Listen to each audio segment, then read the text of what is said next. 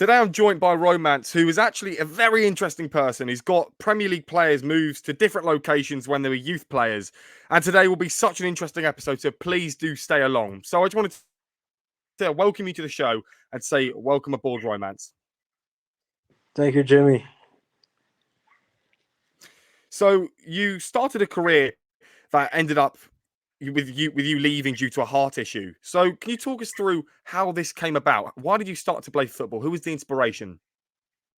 Inspiration came in the family. I had a few uncles who played football, and some were professional players also. And I started playing at the age of 7 in a local club where I used to live in Antwerp. And from there, after 2 years, made the move to Royal Antwerp FC. I played there for the youth academy until the under 16. Then I moved 2 years to Anderlecht. In Anderlecht, I had two fantastic years. The first year it was very good, but the second year was a bit difficult for me because I had a few players on my position who were better than me. So I stayed 2 years and then I moved from there. And then I went back to lower teams in Belgium League, and I played also 1 year in Scotland in Sunday League team because I went to Scotland for work. And after my year in Scotland, I decided to become an intermediary and a scout. That's how it started for me. What were your best memories playing for Royal Antwerp FC? We all know how much of a great club it is over in Belgium. So, what have you learnt from your time over in Royal Antwerp? I learned a lot. The coaches that I had used to put me on the wing. Actually, I was a number 10, and because I was so fast, he said you're gonna play on the wing, and it changed everything for me. It changed the whole game. And we played also kick and rush football. So every time the defense had the ball, kicking the ball in front, and I was the one running behind the ball and try to score or make an assist. So it changed a lot of things for me.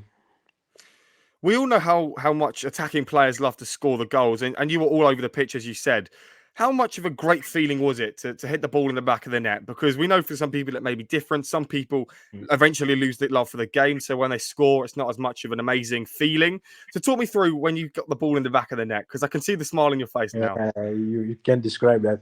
Yeah, and also if your girlfriend came to watch the game and you can score a fantastic goal, yeah, it's an amazing feeling always. And even if you can score a last minute winner, that you can describe it. What's your best moments playing in the general term in playing football? Because we all well, actually would go on to later find out that you did stop playing football, and that must have been a real heartbreak. But in the years that you were playing, how much of an amazing feeling was it to be out on the pitch? Fantastic. The best moment that I had was my year at the first year at Anderlecht. We played champion. We lost only one game that season. That was an amazing feeling. We all know Belgian football can be quite in the limelight at times. It can be in the spotlight, but sometimes it can also be not a contender for a big league in Europe. But we know what the managers that have gone there, like Vincent Company. We know the players that have come out of there, like De Bruyne and company. So when you look at it from a youth point of view, do you see there's real progressing of talent in Belgium? There is a big progression in Belgian football.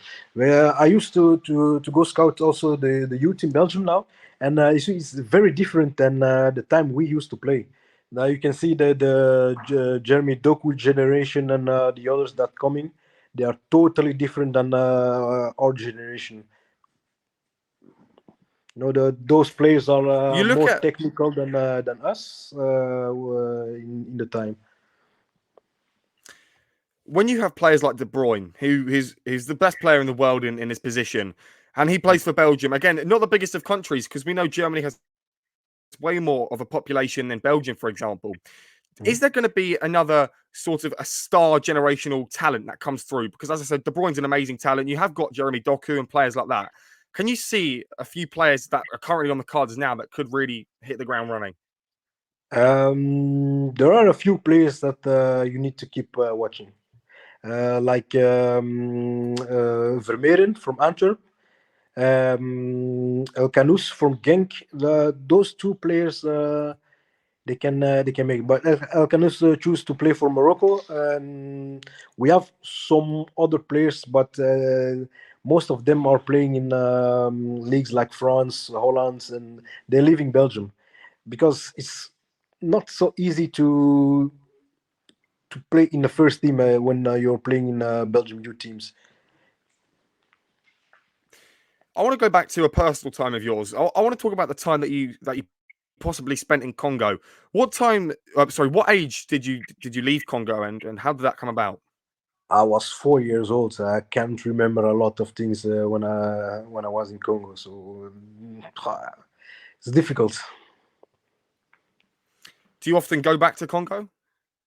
No, I've never been since I'm in Belgium. So, but I'm trying to be there in a few years. So we will see what the future will bring.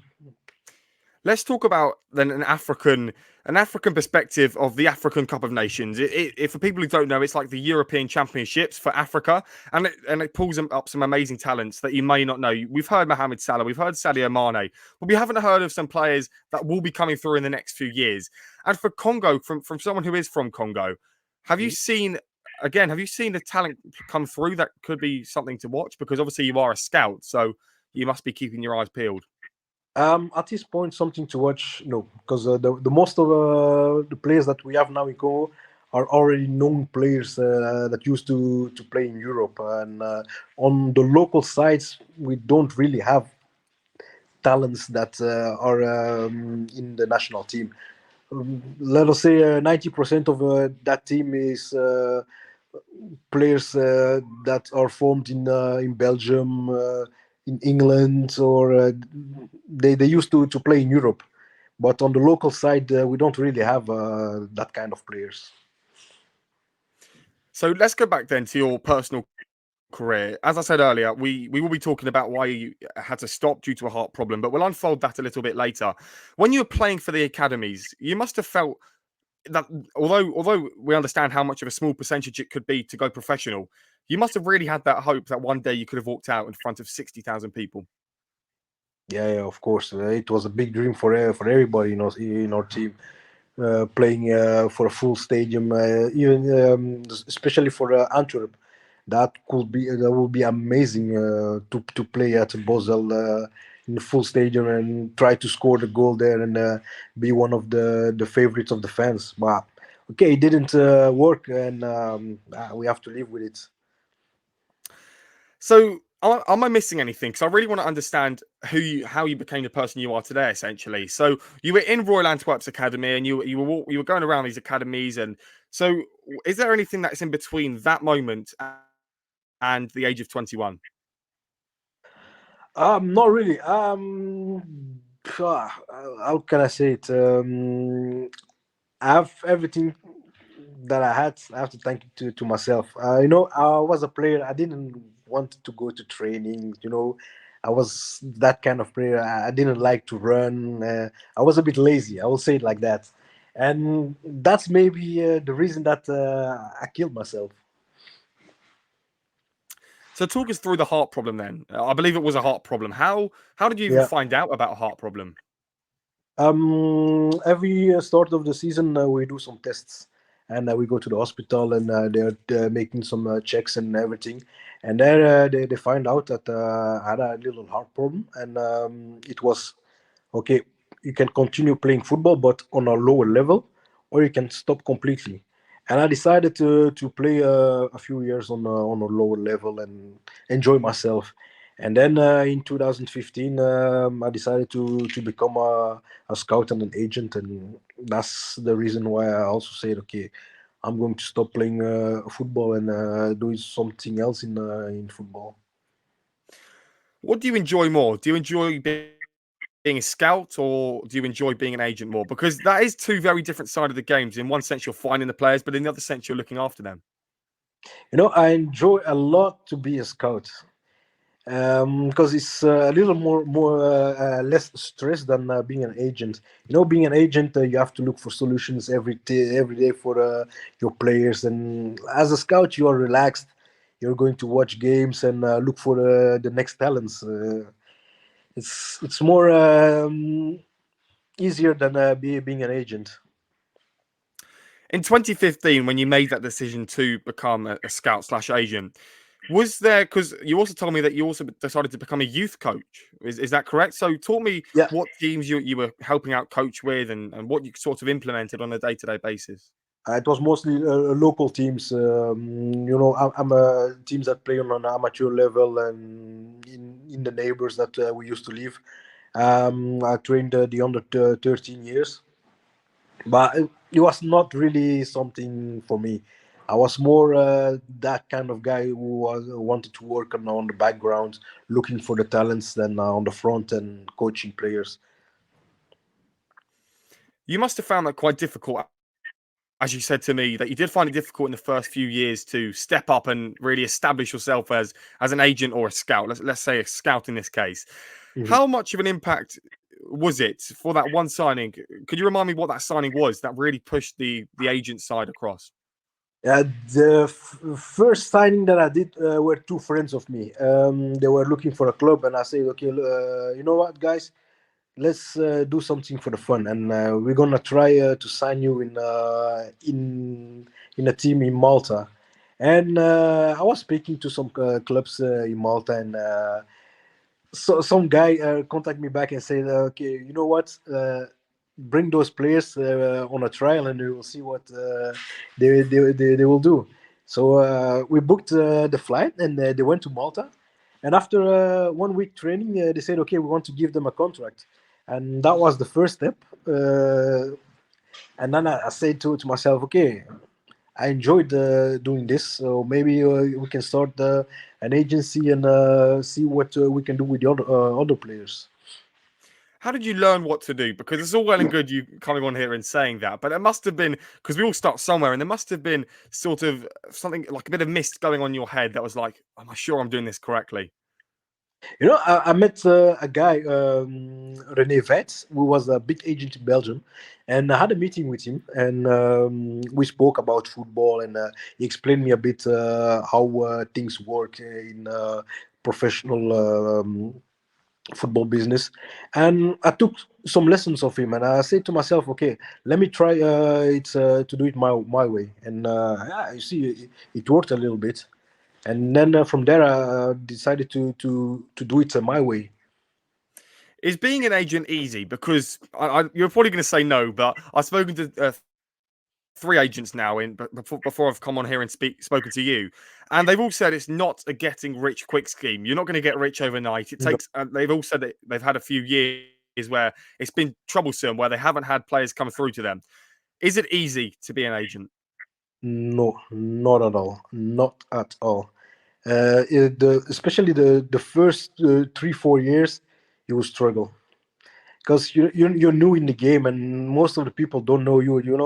It's you're bringing a player to the club, and they will all look at, okay, now it's not that kind of player. And if you make a mistake in a team by bringing the wrong player, it will not be easy to bring a lot of other players to that people. And it's not easy to build a network also. You spoke about building a network. How do you get like? So let's talk about the current day to day. How do you get players on your network? Is it just through social media, or do you have to go and fly and talk to the players? Both side of them. Sometimes you go watch games, and you speak to players, and sometimes if you are looking for something, you contact them on social media. Um, the last years we had the chance. We signed some players in Finland, and you if you put your signing on social media, players are coming automatically, or they're going through the players that you signed, and it makes it easier for you to work. And what sort of level currently would you be looking at then to get people on board? You're going to say Premier League, but I'm talking about the majority of the people that you have on board right now. What level are they? Let's say they can play first or second league in Scandinavian countries. They can play second league in Belgium. That kind of players. I'm not chasing Premier League players or big players for big leagues. That's not my business at the moment. I'm not there yet. But that surely could become quite a realistic goal if you kept carrying it on, because you're still Yeah, only yeah. young, so you still have plenty of years down the line to do something like that, right? Of course. In football, things can change very fast. Could you tell me then the experiences? We're going to go back a little bit. When you were coaching that under 13 side, Bircham Sport in 2013, what sort of challenges did you face? Because ultimately you didn't enjoy it, so there must have been a few challenges, and you ended up doing a completely different side of the game. Yeah, it was my first year as a coach also, and playing under 13 in Belgium, you're coming from eight versus 8 to 11 versus 11, so it was not easy for those boys. Those changes, and we lost the first 10 games in the season. If you keep losing, it's not funny for those guys. Um, that was not easy at all. And it was also my first year as a youth coach, so I really didn't have that experience making some tactics and all those stuffs. So that was a little bit demotivating. But could you go down that route again? I mean, if you had the time or the opportunity to coach an under 13, 14, 15, 16 side, would you take it on board? I will take it because the last after Berkham, I also coached the under 9 in Blankenberge, and that year we won every game. We played in in the Belgium Youth Cup till the semifinals, but we lost in the semifinals because I made a tactical mistake that day. But I Talk us really through it. make a Talk us through that mistake. mistake. Yeah, I'm a kind of coach. You can be my best player, but if you don't perform on the training, I will let you on the bench. You won't play, and I didn't play my best player that day. No, and we lost the first game, but we lost with a big difference. And in the return game, it was impossible to pass. So and that guy knew it that I will need him. But okay, if you don't do what I ask, I will put you on the bench. That's simple. I respect any coach that says that, because in a world that is always changing in a footballing sense, we need those sorts of coaches. The Sir Alex Ferguson's do it, the Jurgen Klopp's, the Pep Guardiolas. But then you shift to the other side of the ball game, where you have Eric Ten Hag, and you have these sorts of weaker managers that won't do that, and they would continue to play Cristiano Ronaldo, for example, when they had their issues over there. However, then that became an issue because Ronaldo was their best player at that time, and not playing him, not starting him, not even putting him on the bench made the team really awful. They started to lose a lot of games on the bounce, and it ultimately got rid of a lot of fan support. I know this was only an under nines team, but these kids would have taken it extremely seriously, especially being in such a high level team. Did you apologise to that child? Not, Because not at he must all. have been so No. disappointed. Not at all. I cannot apologize because I'm the coach. I'm making the decisions, and he knew that. I even spoke to his parents. Even if he's the best player, I have to show authority. I'm the boss here. If I ask something, you have to do it. If you don't do it, you won't play. That's simple. Let's say we made the under nines team an adults team. So let's say they were all Manchester United players. And this player or a player, like Jadon Sancho, for example, isn't saying sorry to the coaches, isn't performing, and they've been demoted to academy training, etc. Would you look to get rid of that player? Do you not want these sorts of players anywhere near you? As a coach, you have to talk to the player. You have to know what's going in his mind. Why is he not performing? And that's the thing that most of the coaches don't do. And I think a coach like Alex Ferguson or Pep Guardiola, they will talk to the player. They will have a meeting with the guy to know what's exactly in his mind. Why is he not performing? Is it something outside of football that's not going well? You have to the well-being of a player is very important. Because if a player is good in his mind, he will perform on the pitch. If there is something at home or something else is going wrong with him, he will not perform, and you can see that. And how would you help a player that is struggling mentally? Let's say someone like a relative died, for example. Touch wood, that never happens. I mean, obviously it would, but like you understand what I'm saying. Yeah. How would you deal with those sorts of players that are struggling mentally? Talk a lot will help, and you can put him on the side for the moment. Not playing him the full game. You put him on the bench, and you let him come in to see, okay, is it going well now or not?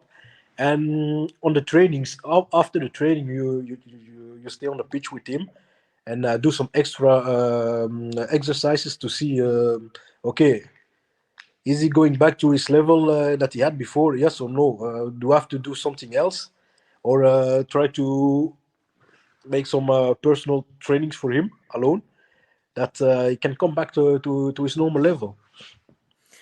Those normal levels did have to drop for you. You were playing at such a high level, and then ultimately you did end up moving to Scotland for work, and then playing Sunday League football over in Scotland.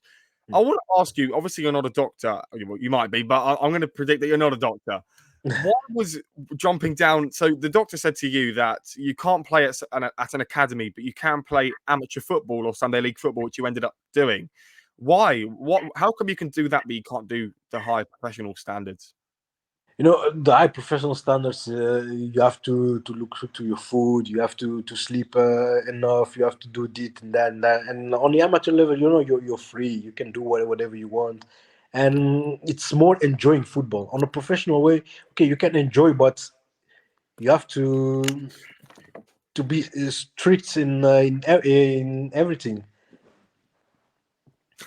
And then, so you went to Scotland, and then you said that you had the idea to become an agent. I mean, this wouldn't have come overnight. You wouldn't have just woken up and just thought, "I'm going to become an agent." So, how did this process come about? Because, as I said, you've gone from player to coach to now an agent.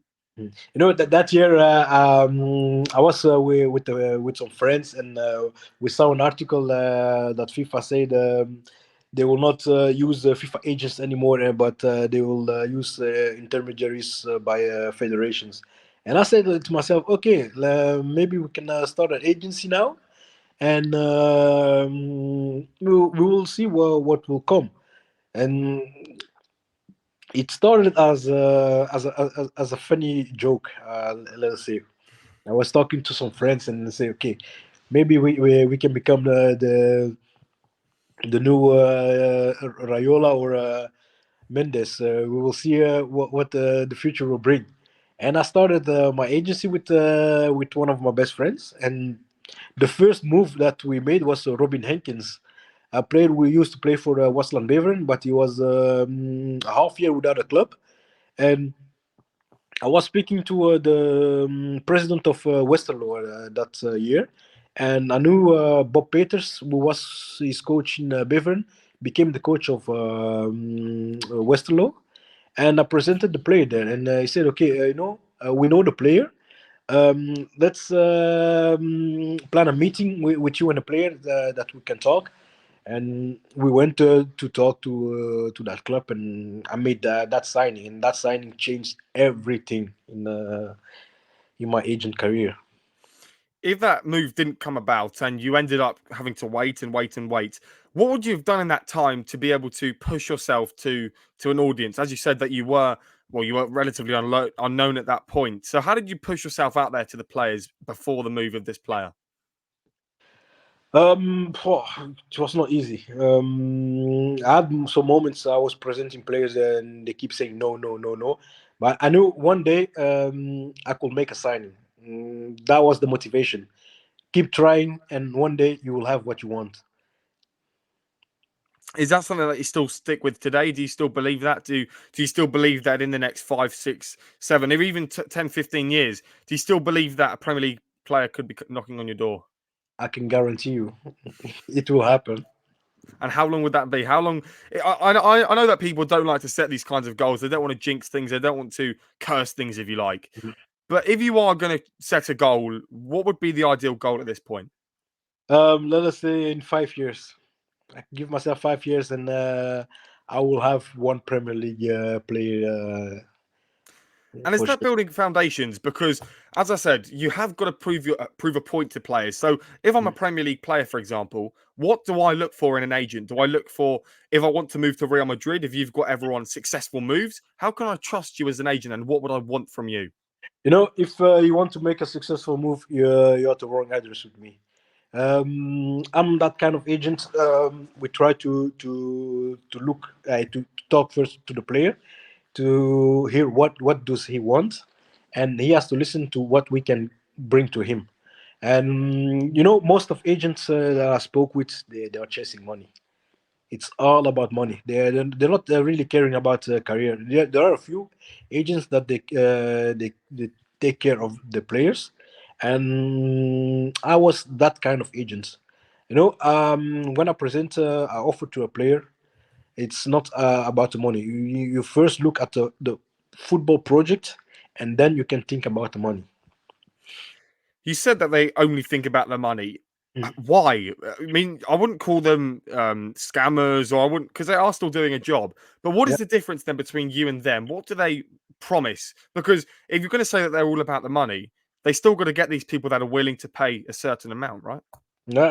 But we always look at the project, and then we look at the money. That's the kind of way that me and my people used to work. If a player is not happy with what he had on the money part, okay, we will not continue on that. We used to work with young African players, and for them coming from Africa and starting to chase money, it was not a good idea because you will end up with nothing at the end. You have to first look. I'm coming from a country I had nothing.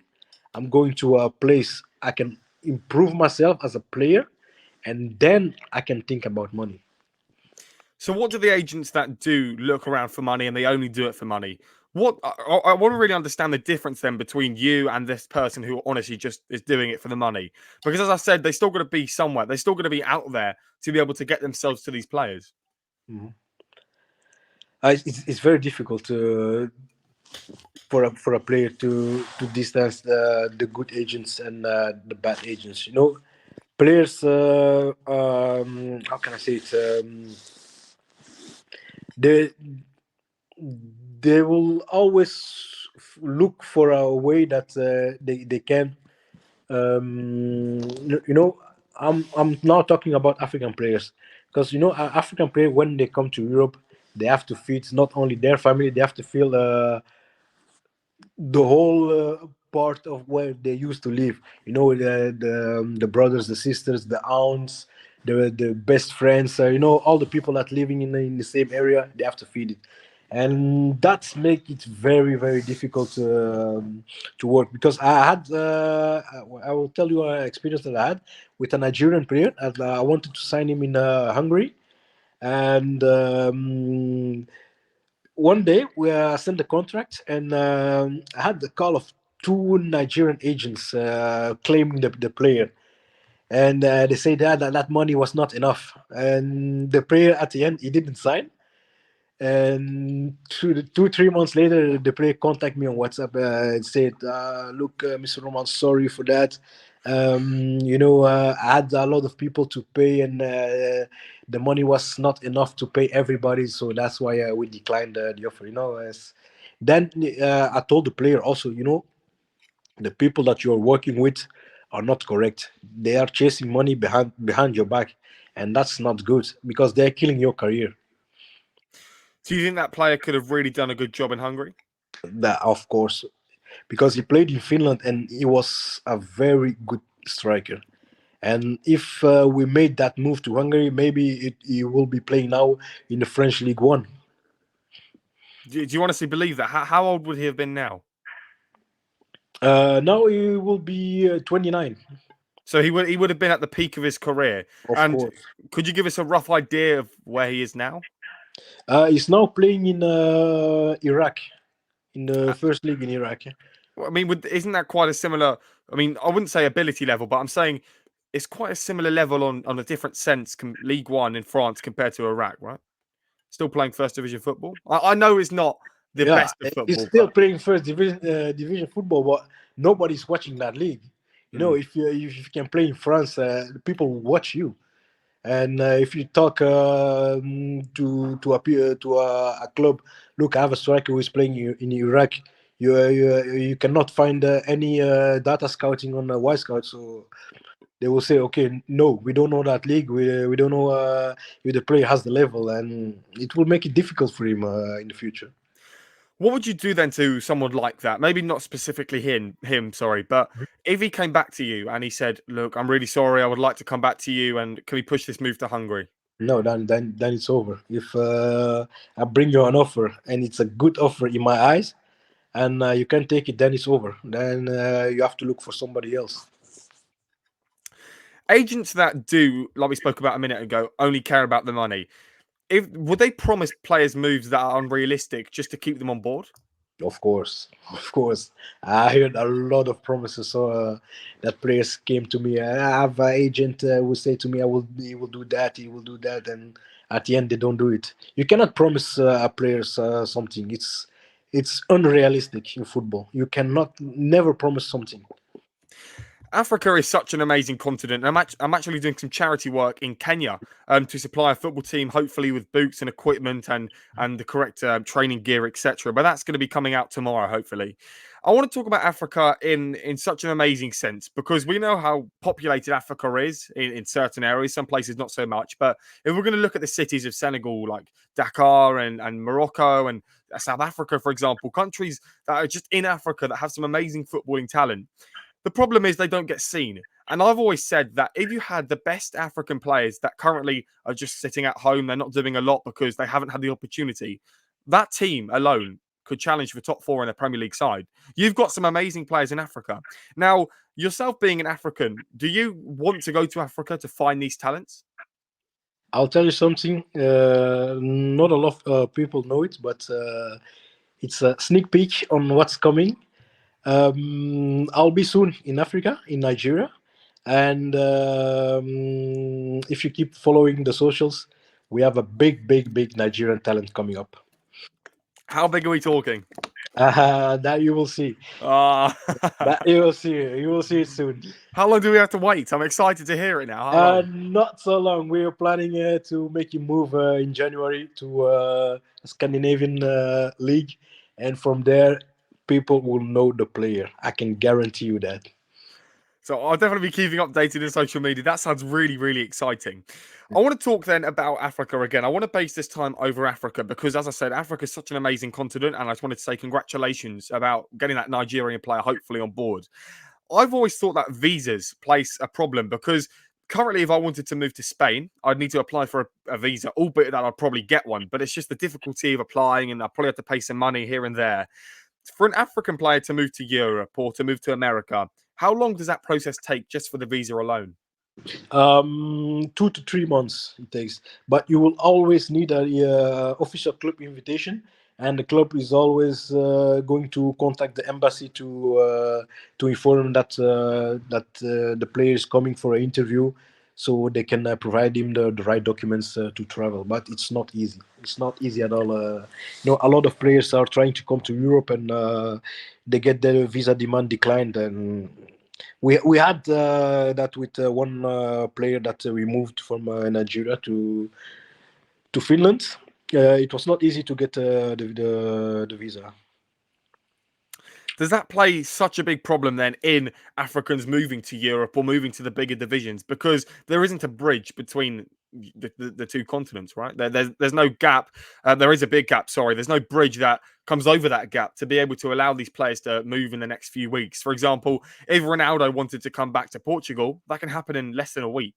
You know, if you're in a January transfer window and some amazing African talents just come uprising out of nowhere, he's going to take 2 to 3 months. That means he's going to miss the whole of January and he's going to have to sign in the summer. That's why if you present an African player to a team, you have to do it in the months of September or October, that the club can see, okay, he has potential. We can start the process now that he gets his document before we start the preseason in January, so that he can come in January and make the trainings. and see if everything is okay for him to sign him. I was speaking to someone from Bulgaria 2 days ago and talking about the corruption in Bulgaria. And we know in Eastern Europe as well as everywhere in the world, but we know in more specific places there is more likely to be corruption. And in Africa, we know that there is corruption. We've seen it in places like Mali, we've seen it in places like Cameroon, and we have seen corruption. Whereas in other places, you don't have as much corruption, like Rwanda, for example, and places like that.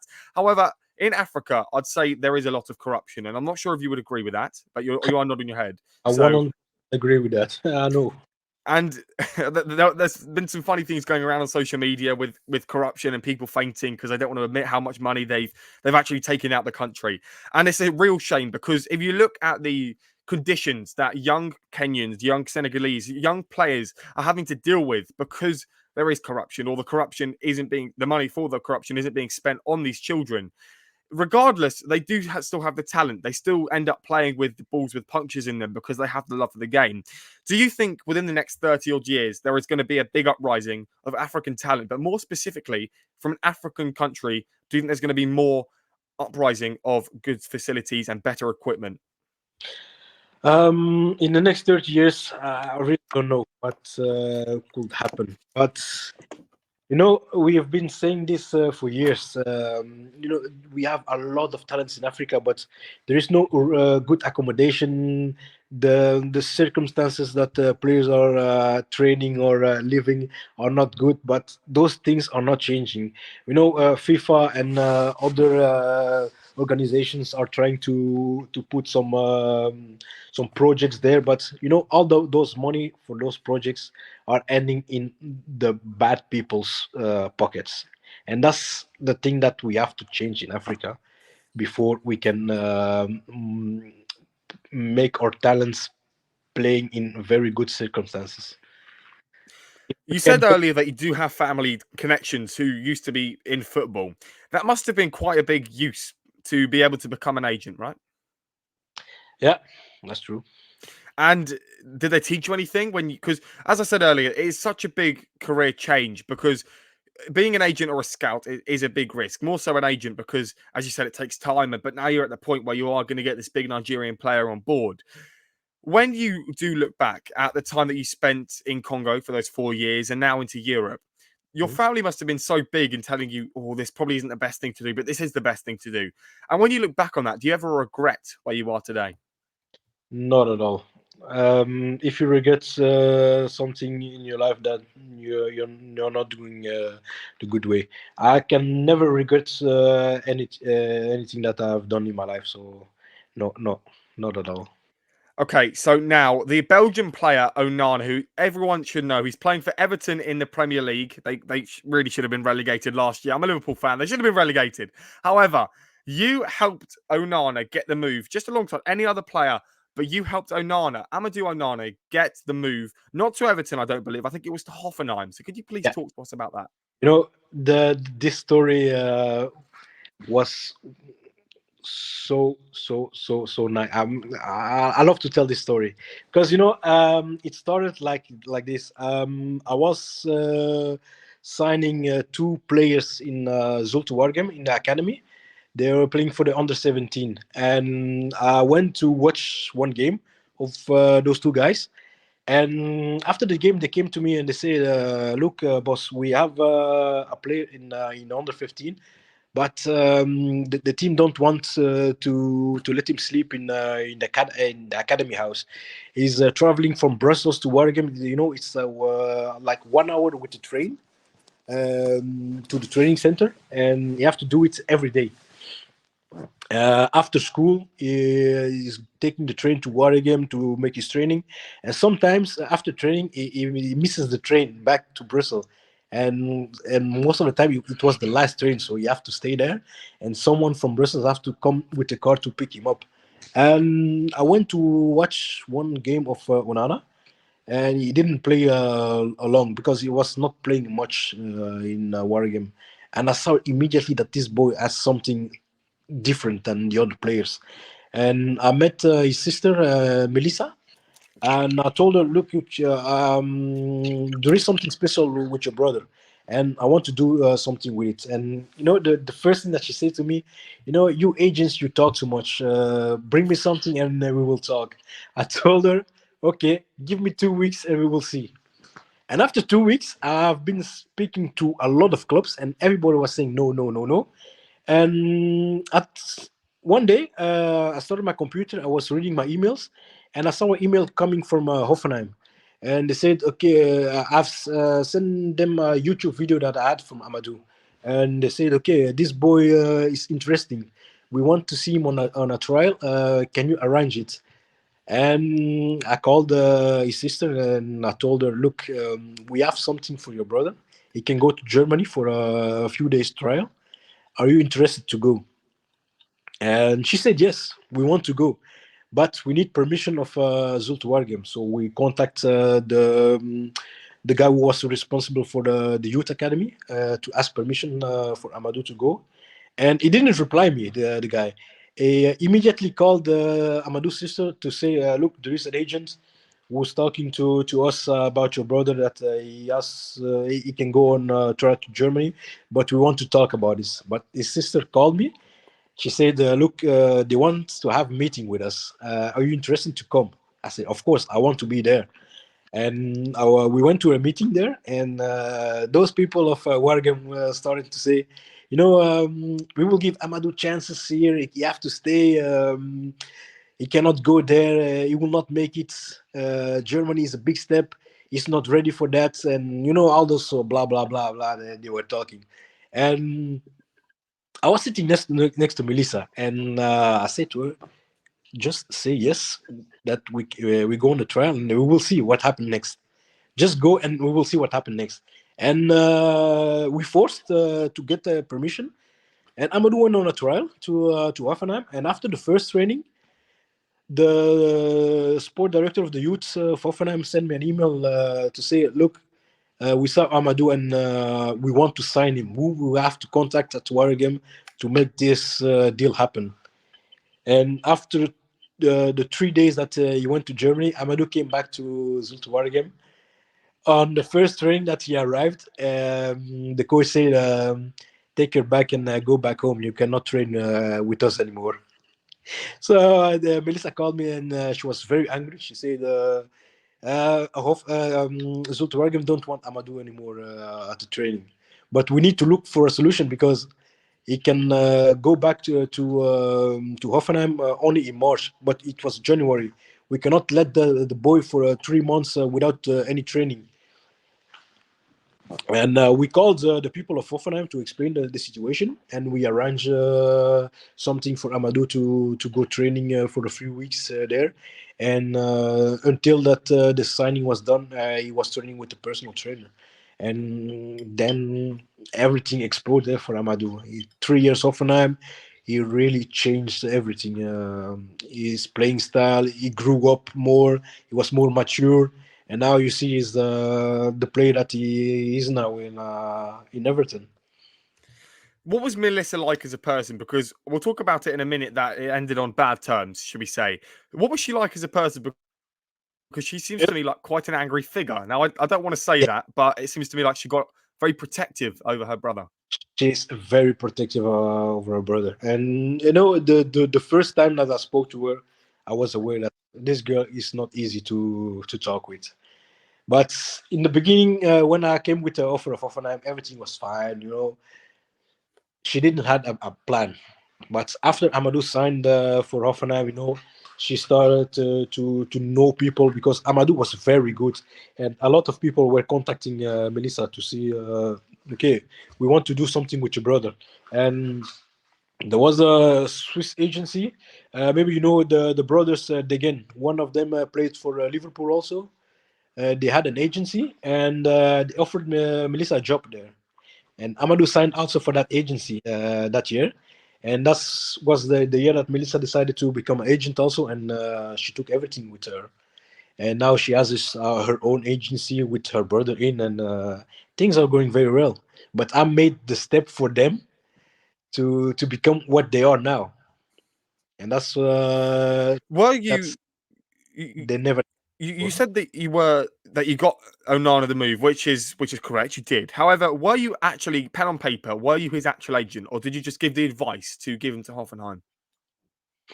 Yeah, for me it was the most important at that time was for me to move that player to a place that he can perform, that he can play, and that he can enjoy football because he was not happy at all where he was, and that was for me the main point to bring him to a place that where people like him, where he can enjoy his football, and all the rest will come later.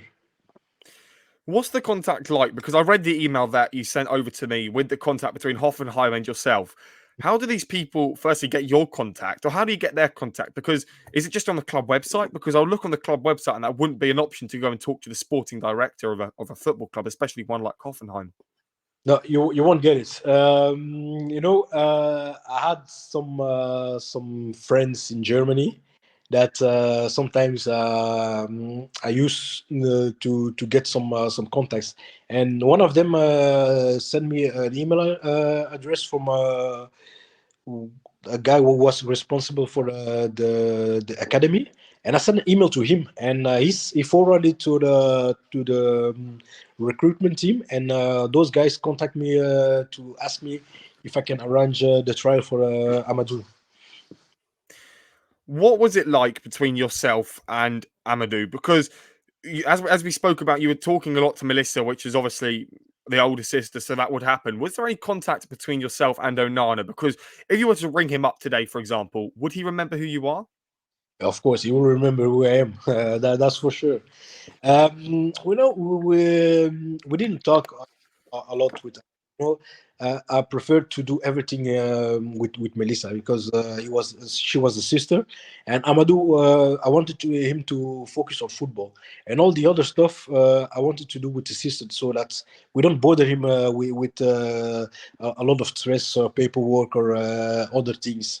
So with Amadou, we had a good relation. He was like, let us say, a little brother. I want him to focus on his playing, and all the other stuff. I was speaking with Melissa.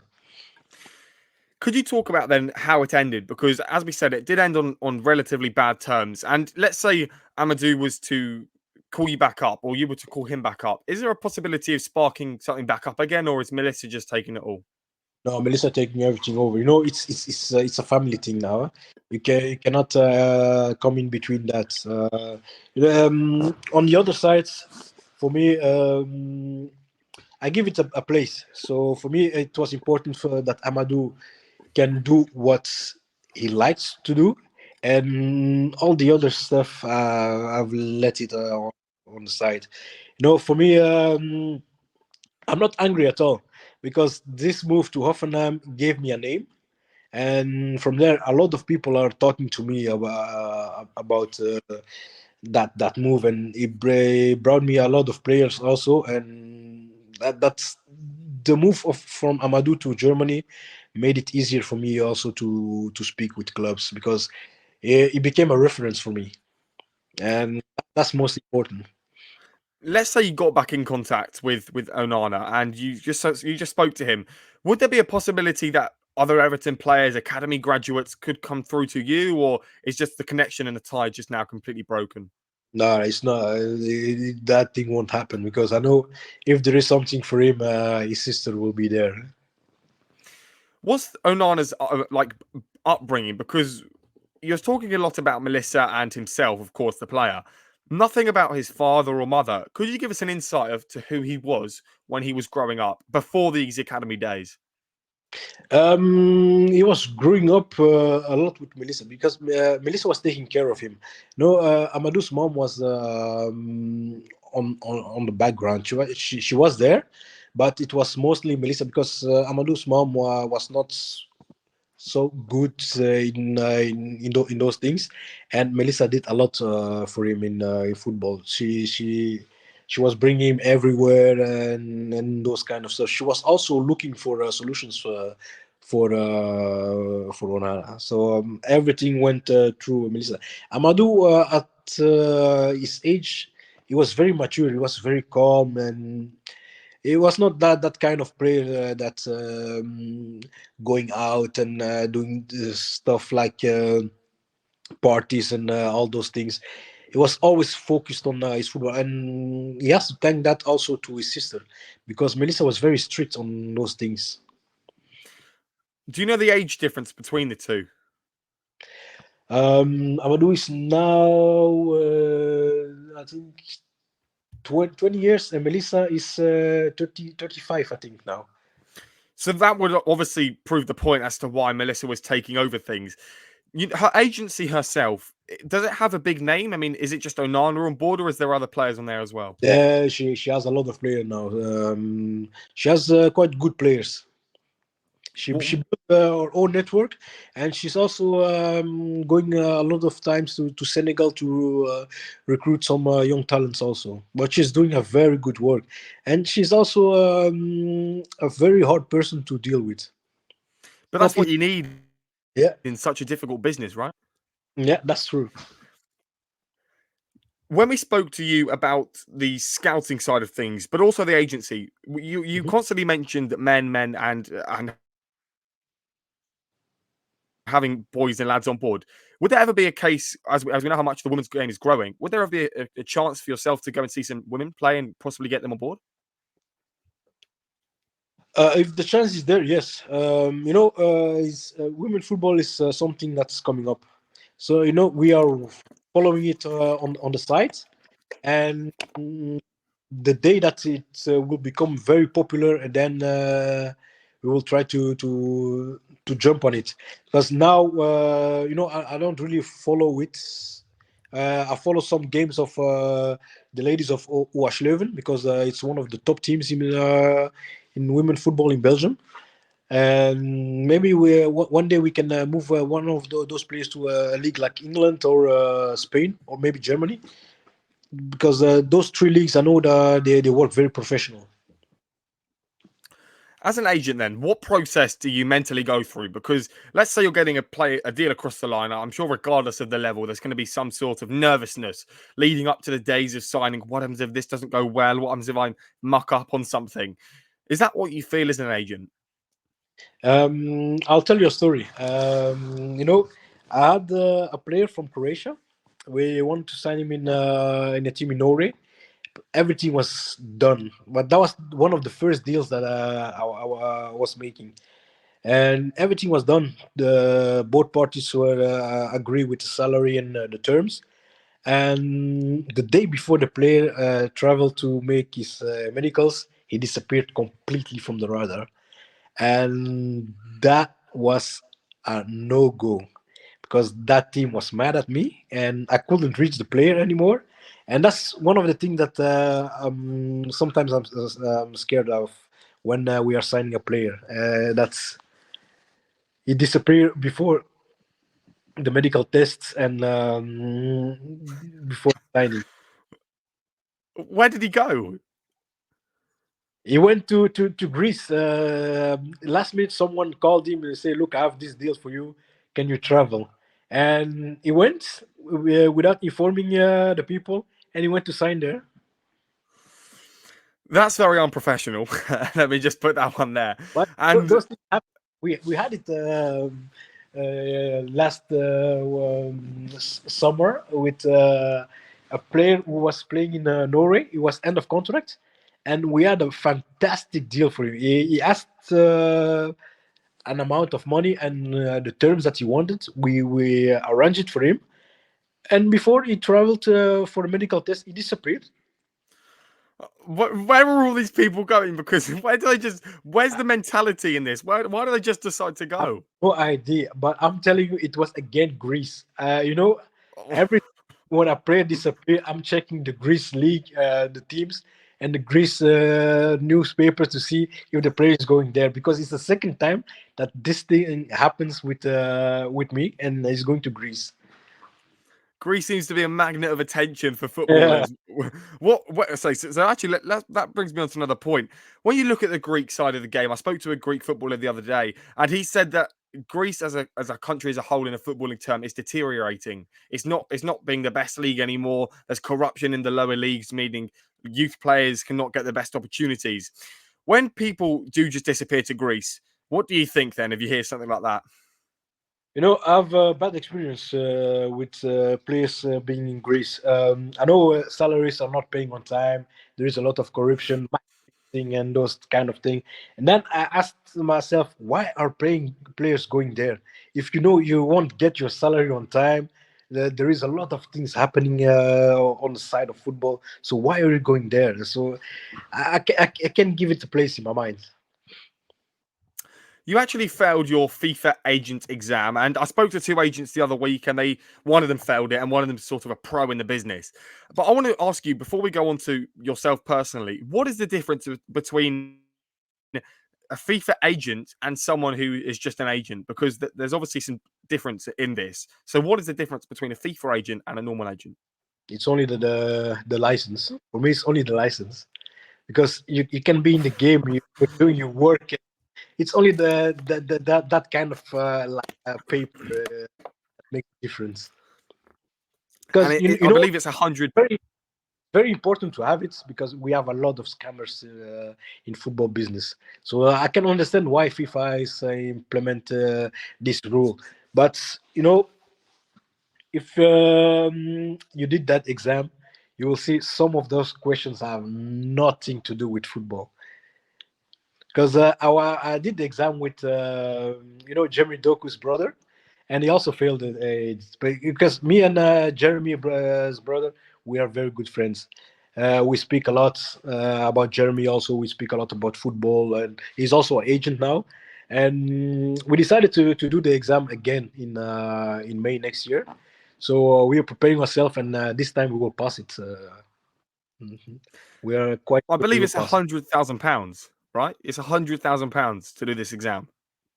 In Belgium, it was to pass the exam. It was €250, and if you pass it, Oh. you have to pay a €600 euro of to the FIFA for the license. Is there levels then? Because I spoke to the agent a few weeks ago, and he said it was £100,000. What is there a difference between the courses?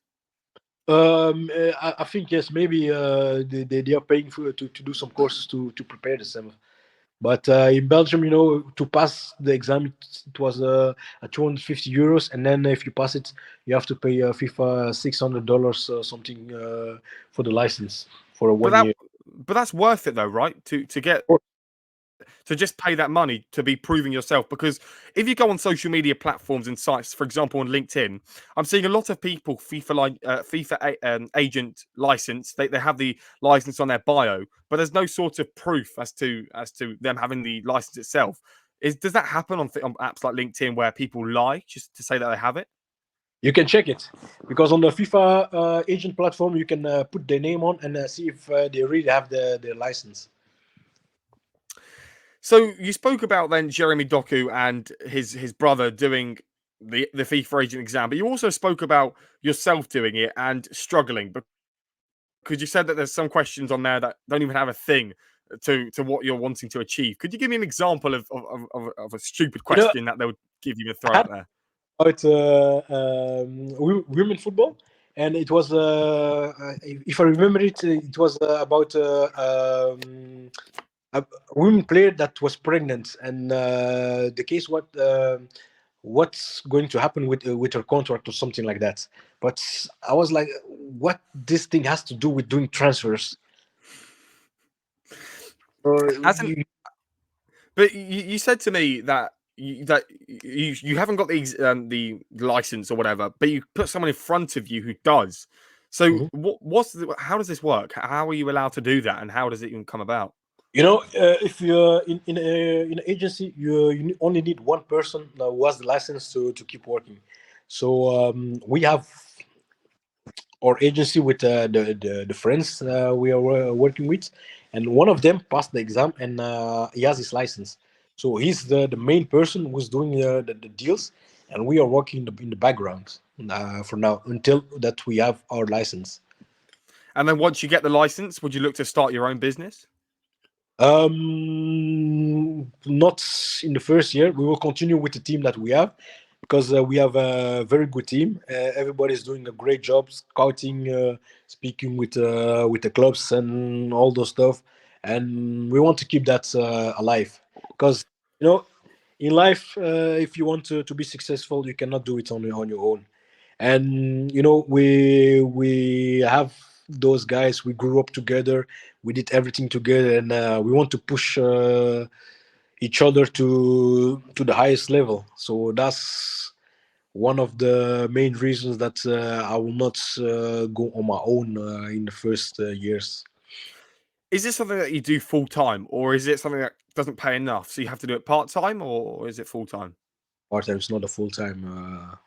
So well, you cut out there. Was it full time or part time? It's part time. So in the other job that you do, there must be it must be probably away from football. I'm not entirely sure, but that must hurt to not be able to do what you like to do on a full time basis.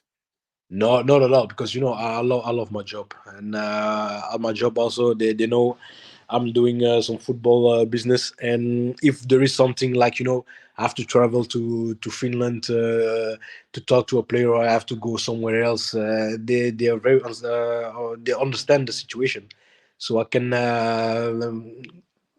tell the people, okay, tomorrow I'm traveling, or I'm traveling in a week to do some scouting, and they will say, okay, for us it's fine. Well, that actually wraps up everything from myself today. I did have a heap more of questions, but we have run out. We have done the hour show that is here on Unite Radio. So I just wanted to say a huge thank you for coming on, Romat. It's been an absolute pleasure. Welcome. Thank you very much. I'll be talking to you soon, and best of luck with the future. Cheers.